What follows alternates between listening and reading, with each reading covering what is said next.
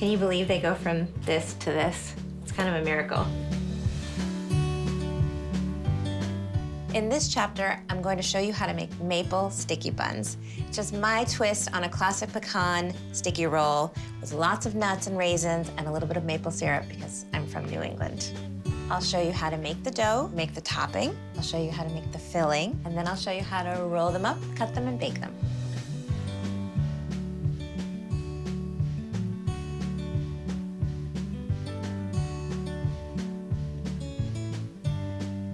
First thing we're gonna do is make the topping for our sticky buns. And that is our maple syrup. I'm gonna use a nice, dark, rich maple syrup. And butter. And salt. Gotta have salt. Balances everything out. And last, the brown sugar. And we're basically just cooking this down so it gets sort of bubbly and thick. It only takes a couple minutes. We're looking for big foamy bubbles. That's how you know it's done. If you have a candy thermometer, you can clip that on, cook it to about 212 degrees, but you don't need one. The reason I cook my topping on the stove like this is because I don't want any residual gratiness from that brown sugar. In some recipes, you'll find that people just sort of sprinkle brown sugar on the bottom of the pan, put the pecans, call it a day. But I don't like that texture, so I find that if you cook it on the stove first, the whole thing is lovely and smooth. We'll pour it into the bottom of our buttered cake pan. We'll set that aside, and we can chop our nuts. So I have pecans and walnuts. You could do any kind of nuts that you like. I like to mix it up. Hazelnuts would be really good in the mix. I always use a serrated knife to cut my nuts and my chocolate because I find that these little teeth sort of grip the nuts and sort of keep them on the board. I like it when the topping has a little bit of texture, so I don't take it too far at this point. And now I'm just putting these on the bottom. That will be our top when we flip them. Finally, our raisins. I'm using Thompson raisins because I like them, but if you wanted to use golden, you could. You could even swap it out for another dried fruit that you like. Chopped apricots would be good. You know what would be good? Prunes would be good. Strange, but I think it would work. Okay, now we can go make our dough. I'm gonna try this fun little trick I just learned. Someone told me that if you rinse out your pan and then keep it wet, when you put your milk in, it won't boil over and it won't scald. We're just trying to heat our milk up a little bit so that it's nice and warm and cozy for our yeast. It's about 115 degrees, and now we can make our dough. It's just warm enough to melt my butter, but not warm enough to scramble the eggs, so we can put that in there too. Now we'll do the dry ingredients. So I have the dough hook on my stand mixer here. Throw my flour in, active dry yeast, kosher salt, and granulated sugar. I'm gonna get this ready. We're gonna pour our liquids in. And we'll let this go until everything comes together. It looks nice and smooth and elastic. I just want to show you, it is a little bit of a sticky dough. You can see it's sort of sticking to the bottom, a little bit sticking to the side. That's okay. This is a really tender, pillowy dough when it's baked, and we want the moisture in here. So don't add any more flour. Don't be scared. After a little rest, it'll all get absorbed, and it'll be just fine. We're gonna do this for about 6 minutes. This is actually a really fun one to do by hand, because it's easy. It's not quite ready, but I'm gonna finish it up by hand so I can show you. Check out this dough. You can see it's really sticky, but I'm not gonna add more flour. I'm gonna make it work. And the way that I do that is with the scraper. So sometimes I just go in. If you're doing it by hand, this is what you're gonna need to do because it's gonna stick a little bit. So if you work with your scraper in one hand and knead it with the other hand, you can do it by hand. And if you don't add too much flour, then you have this beautiful, pillowy dough. Doesn't that look good? And it's so fun to work with. It's already coming together. It's nice and smooth. It's not sticking anymore. If you have to add just a sprinkling of flour, it's okay. But try to keep it nice and moist. So now we have a buttered bowl. Pop this guy in there, swirl it around in the butter, and then flip it over. Make a nice smooth top. Looks so beautiful. So we'll set this aside in a warm place so that it can double. That could take 30 minutes or up to 2 hours. It's better to watch the dough as opposed to the clock. And now we can make our filling. We're just gonna mix our brown sugar and cinnamon together. It's a whole lot of cinnamon. And some salt, of course. I'm actually gonna go in there with my fingers. It's kind of the best way to mix everything together.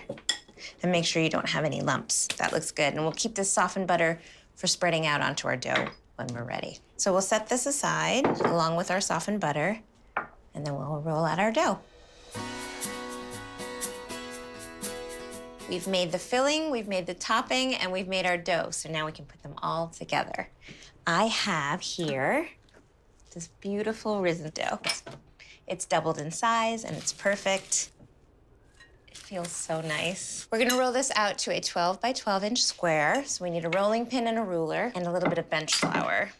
Not much, but just a little. Look at how nice that is. Oh. It's a nice one. So I'm gonna roll this guy out to a 12 by 12 inch rectangle. It's so soft and supple. It's had plenty of time to rest. It's happy to be rolled out. I'm just gonna square it off a little bit. That way your buns are all perfectly even. It's not essential, but it's those little things that make the final product so nice. We'll go ever so slightly out to the side.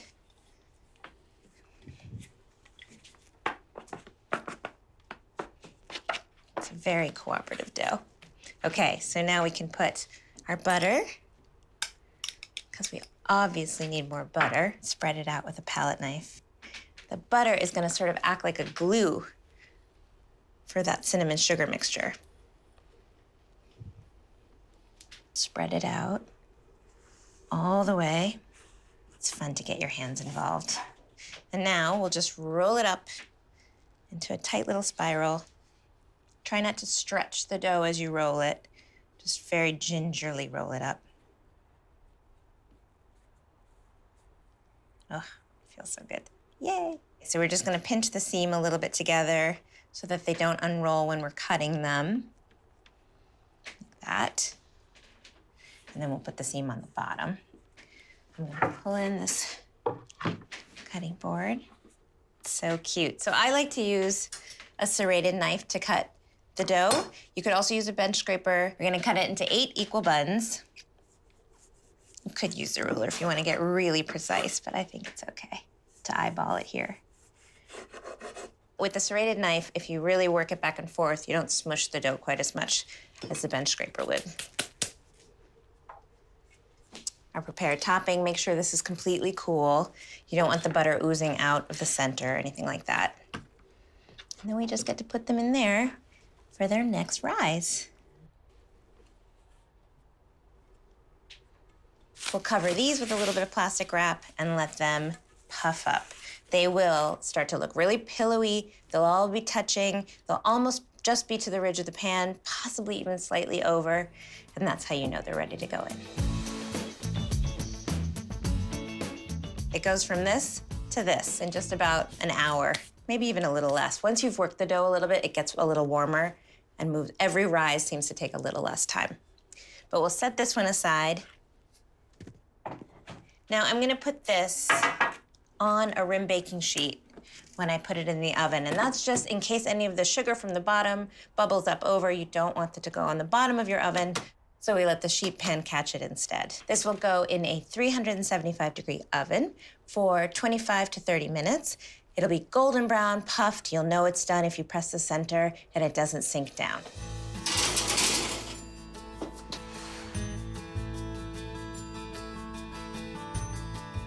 They smell incredible. They look golden brown all over, and it's nice and firm. They're perfect. I'm just gonna run this little palette knife around the edge to make sure that part doesn't stick. Put that on top. Okay, here we go. Yeah.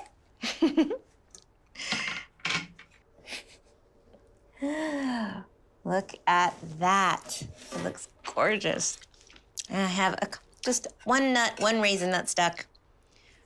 No harm done. We'll just take it out with a palette knife and put it on top. Oh, now the fun part. I get to eat it. Look at how it pulls apart. It's so beautiful. You know you mixed your dough properly when you have these like gorgeous feathery pieces of dough. And my favorite is the very center where it's super soft. Ooh, it's so hot. Mmm. Yum. There's a lot going on in there for a little sticky bun. It's sweet, but it's not too sweet, and you have all those different sugars. You have granulated sugar, brown sugar, and maple syrup all together to create a different kind of sweetness, the nuts and the chewiness of the raisins. That's delicious. So now you know how to make maple sticky buns. You know how to make the dough, that wonderful filling, the crunchy nut topping, and how to roll it up, put it all together, and bake it perfectly. I hope you enjoy them as much as I do.